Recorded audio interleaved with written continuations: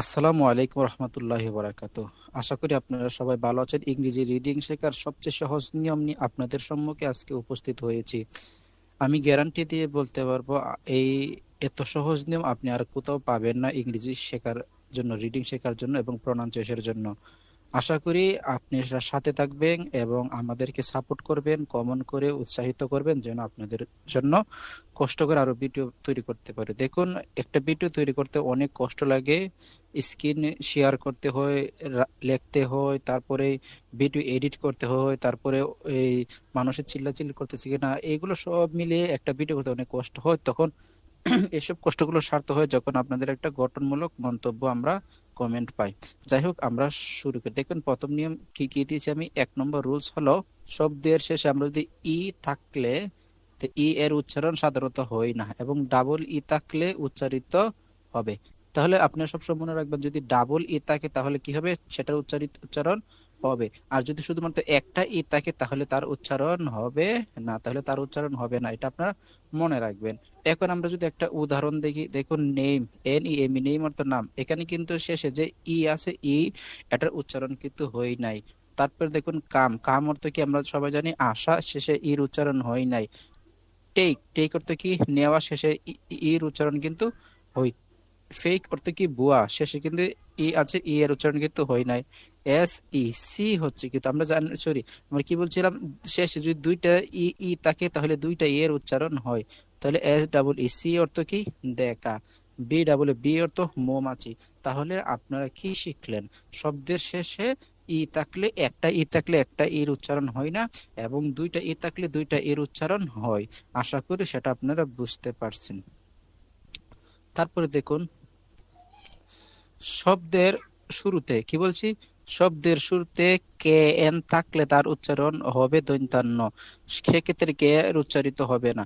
তাহলে দেখুন তো, আপনি কিভাবে আপনি ইংরেজি রিডিং পারবেন? আপনি তো যদি এগুলো না জানেন আপনি তাহলে তো ইংরেজি রিডিংটি পারবেনই না। তাহলে আমি কি বুঝলাম, যদি কে থাকে, কে এর পর কি থাকবে, এন থাকবে, তাহলে এই জায়গার মধ্যে কে এর উচ্চারণটা আর আমরা করব না। তাহলে কে এর উচ্চারণটা উজ্জ্বল থাকবে, গোপন থাকবে। ফর এক্সাম্পল, আমি দেখুন এখানে কিন্তু একটা কে আছে, কে এর পরে কি আছে, এন আছে, কে এর পরে এন আছে, যার করে এখানে কে এর উচ্চারণটা আমরা আর করব না। তাহলে কি হলো, উচ্চারণটা আমরা যদি দেখি, দেখেন, এই নেক অর্থ কি কৌশল বা দক্ষতা, নি অর্থ কি হাঁটু, এন ডাবল ই, নি অর্থ কিন্তু শুধুমাত্র হাঁটু হচ্ছে এই জায়গার মধ্যে, শুধু কিন্তু এন ডাবল ই, নি অর্থ হাঁটু হচ্ছে এই জায়গার মধ্যে। এই কে এর উচ্চারণ কিন্তু হচ্ছে না। এন ও ডাব্লিউ, নো অর্থ কি জানা। তাহলে দেখুন এখানে কিন্তু কে এর উচ্চারণ হচ্ছে না, কারণ কে এর পরে কি আছে, এন আছে। তারপরে নাইফ অর্থ কি চুরি। তাহলে আপনারা দেখুন, আপনি এইগুলো যদি না জানেন আপনি কিভাবে রিডিং পারবেন? তাহলে আপনারা এইগুলো অবশ্যই জানতে পারবেন। আর আপনারা যারা একদম জিরো থেকে ABCD থেকে একদম রিডিং পারেন না তারা, এবং স্পোকেন, তারা আমাকে হোয়াটসঅ্যাপে নক করতে পারবেন, ইনশাল্লাহ আমার অনলাইন পেজও আছে। তারপর দেখুন, NAP, KNAP, শুধু NAP, নেপ হচ্ছে কিন্তু, নেপ অর্থ কি হাতুড়ি দিয়ে ইট ভাঙ্গা। তারপরে NKNABE, যার উচ্চারণ হচ্ছে নেব, নেব অর্থ কি প্রতারক। তাহলে এখানে কিন্তু কে এর উচ্চারণ হচ্ছে না, কারণ কে এর পরে এন আছে। তো নলেজ, নলেজ অর্থ কি জ্ঞান। তাহলে আপনার এই জায়গার মধ্যে দুইটা জিনিস আপনারা জানতে বুঝতে পারতেছেন, এই জায়গার মধ্যে দুইটা জিনিসের উচ্চারণ হচ্ছে না। একটা হলো শব্দের শেষে ই আছে, এর উচ্চারণ হচ্ছে না। আর শব্দ হলো এখানে কে এর উচ্চারণ হচ্ছে না, কারণ আমরা যদি পূর্বের রুলসটা কি দেখছিলাম, শব্দের শেষে যদি ই থাকে এর উচ্চারণ হয় না, এবং এখানে ইর উচ্চারণটা উজ্জ্বল আছে এবং কে এর পরে এন আছে, এন এর উচ্চারণটা হচ্ছে না, শুধু জ্ঞান। তাহলে আপনারা দেখতে পাচ্ছেন যার কারণে আপনাদের রিডিং গুলো পড়তে সমস্যা হয়। তারপরে দেখেন কি আছে, এই নীল অর্থে কি হাঁটু গেড়ে বসা, এখানে কিন্তু কে এর উচ্চারণ হচ্ছে না। NIT, শুধু NIT নাইট হচ্ছে কিন্তু, শুধু NIT নাইট হচ্ছে, শুধু NIT নাইট, সরি NIT নিট, অতকে বুনা, আমরা কোনো কিছু বুনি, ঠিক আছে, সেই ক্ষেত্রে হয়েছে, যার কারণে এখানে এর উচ্চারণটা হয় নাই। তারপর দেখুন, আমরা যদি আরেকটা উদাহরণ দেখি, নক, নক অর্থ কি অর্থ ধাক্কা দেওয়া, এখানে কিন্তু কে এর উচ্চারণ হচ্ছে না। কিন্তু এগুলো ভাবে থাকলে, আরেকটা নিয়ম দেখেন, কিন্তু এগুলোর আগে বাওয়েল থাকলে কে উচ্চারিত হয়। যেমন একনলেজ, এখানেও কিন্তু দেখুন এখানে কে আছে, কে এর পরে আমি কি বলছি, শব্দের শুরুতে, এটা কিন্তু শব্দের শুরুতে না, মধ্যে হয়েছে। দেখুন কে এর আগে কিন্তু এন এর আগে কে আছে, এন এর আগে কে আছে, এন এর আগে কে আছে, যার কারণে শব্দের মধ্যে হয়েছে। তাহলে আপনি বুঝবেন শব্দের শুরুতে, আপনি এটা মনে রাখবেন, আপনি তো কঠিন নিয়মে যাওয়া লাগবে না। তারপরে দেখুন, তারপরে নিয়মটা দেখি আমরা কি বলছি। তারপরে নিয়মটা হলো, আমরা কত রুল নাম্বার 2 দেখলাম, তার রুল নাম্বার 3 দেখি আমরা। দেখুন, শব্দের শেষে কনসোনেন্ট ওয়াই থাকলে তা এবং তার যদি সিলেবল এ উচ্চারিত হয় তখন তার উচ্চারণ বাংলা আই এর মতো হয়। যেমন দেখেন বি ওয়াই, বাই অর্থ কি দ্বারা, দিয়ে, এখানে কি আছে, ওয়াই আছে, ওয়াই এর উচ্চারণ এই কি হয়েছে, সিলেবল যদি থাকে তো তার উচ্চারণ কি আই, বাই। দেখেন বাই, এখানে একটা রশ্মি আছে না, আমরা যে রশ্মিটা পড়ছি, এদিকে রশ্মি আছে কিন্তু একটা বাই। তারপর fly, F L Y, fly অর্থ কি উড়ানো, ওয়াই আছে, ওয়াই এর উচ্চারণটা কিন্তু রশ্মির মতো দিয়েছে। ট্রাই অর্থ কি চেষ্টা করা, ওয়াই আছে।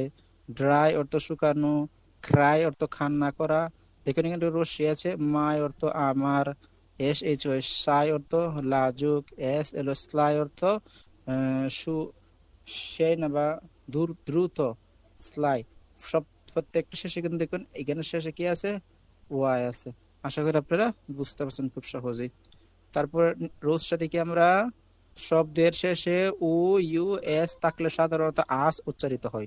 সব সময় মনে রাখবেন, শব্দের শেষে কি থাকলে ও ইউ এস আস থাকলে তার উচ্চারণ কি হয়, আসের মতো হয়। আমরা যদি উদাহরণ দেখি, কিন্তু ফেমাস, ফেমাস অর্থ কি বিখ্যাত, তাহলে আমরা এখানে শব্দের শেষে কি আছে, ও ইউ এস আস আছে। তারপরে দেখুন কি আছে, এই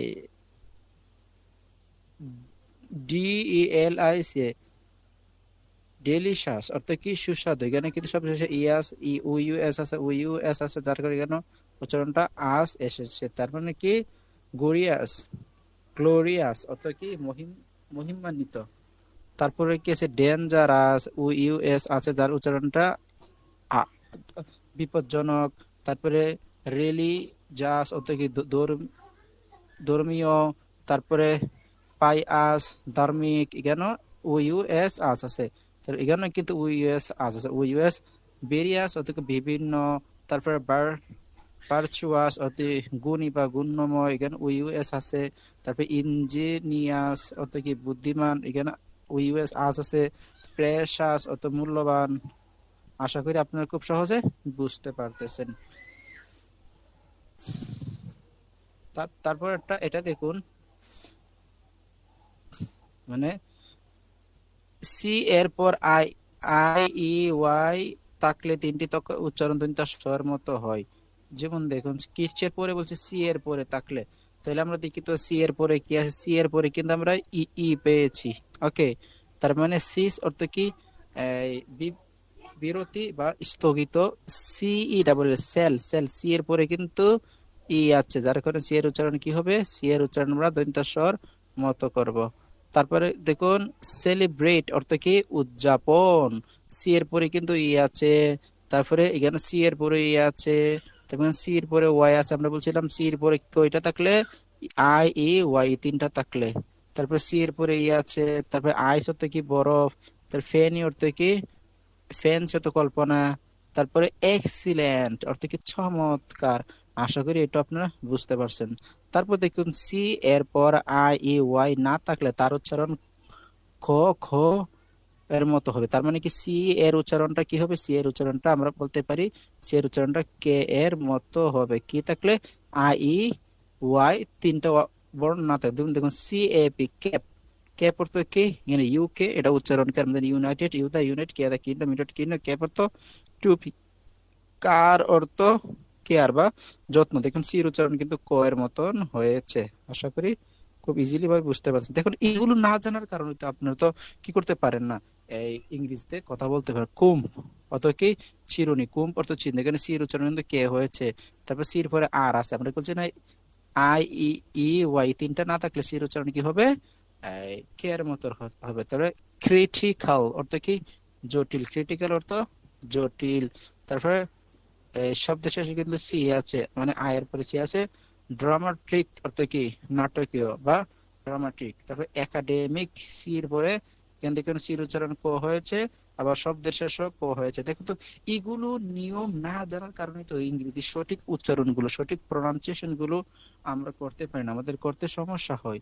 তারপরে দেখুন, এই লাস্টেরটা দেখি, শব্দের শেষে এল ওয়াই থাকলে তার উচ্চারিত লং ই এর দীর্ঘ দীর্ঘের মতো হয়। যেমন দেখুন, অ্যাটেন্টিভলি, অ্যাটেন্টিভলি এল ওয়াই আছে না, এল ওয়াই আছে, অত মনোযোগী এল ওয়াই থাকবে তার উচ্চারণ। তারপর ধরুন বেডলি, শুধু খালি লি লি লি, সবগুলো শেষে লরিষ্কার লি লরিষ্কার লি লরিষ্কার লি আছে। তার মানে কি, তার মানে বেডলি অর্থ লেগে প্রচন্ড ভাবে বা খারাপ ভাবে। তারপরে কি, ব্রিলিয়েন্টলি অর্থ চমৎকার ভাবে। তারপরে কারণ সির উচ্চারণ কিন্তু কে হয়েছে, সির পরে এ আছে, মানে কেয়ারফুলি অর্থ কি সাবধান বা যত্ন সহকারে। তারপরে ডেইলি অর্থ দৈনিক বা প্রতিদিন। ফ্রেন্ডলি অর্থ হার্টলি খুব ভালোভাবে। লাভলি সুন্দরভাবে, বা মান্থলি মাসিক। তেমনি কি সফটলি চরমভাবে বা ধীরে ধীরে। উইকলি সাপ্তাহিক বা প্রতি সপ্তাহ। সব প্রত্যেকটা শেষে এল ওয়াই থাকলে এভাবে আপনারা উচ্চারণ করবেন। তারপরে দেখুন আরেকটা নিয়মটা দেখি, সর্বশেষ নিয়মটা দেখুন, শব্দের শেষে টি ওয়াই থাকলে তার উচ্চারণ লং ইয়ে দীর্ঘ বাংলা দীর্ঘ এর মতো হয়। যেমন এবিলিটি, এবিলিটি সক্ষমতা, কি বলছি, টি ওয়াই থাকলে তার উচ্চারণ লং ই এ দীর্ঘের মতো হয়। এবিলিটি, অ্যাক্টিভিটি, তারপরে অ্যাডভাস, অ্যাডভাসিটি। তারপরে কে সির উচ্চারণ কিন্তু কে এর মতো হয়েছে, ক্যাপাসিটি, কমিউনিটি, তারপরে কমপ্লিটলি, তারপরে ডিউটি, তারপরে ইনফিউরিটি। আশা করি আপনারা বুঝতে পারছেন এগুলো। ভিডিওটা যদি ভালো লাগে এবং আপনারা এটার থেকে বিন্দু পরিমাণ কোনো কিছু শিখতে পারেন, অবশ্যই আপনারা আমাদেরকে উৎসাহিত করবেন। আপনারা সাবস্ক্রাইব ফলো করে সাথে থাকবেন, যেন আপনারা আমাদের ভিডিওগুলো ছাড়ার সাথে সাথে আপনাদের কাছে যেন নোটিফিকেশন চলে যায়। ভালো থাকেন, সুস্থ থাকেন। আসসালামু আলাইকুম রহমতুল্লাহি ওয়া বারাকাতুহু।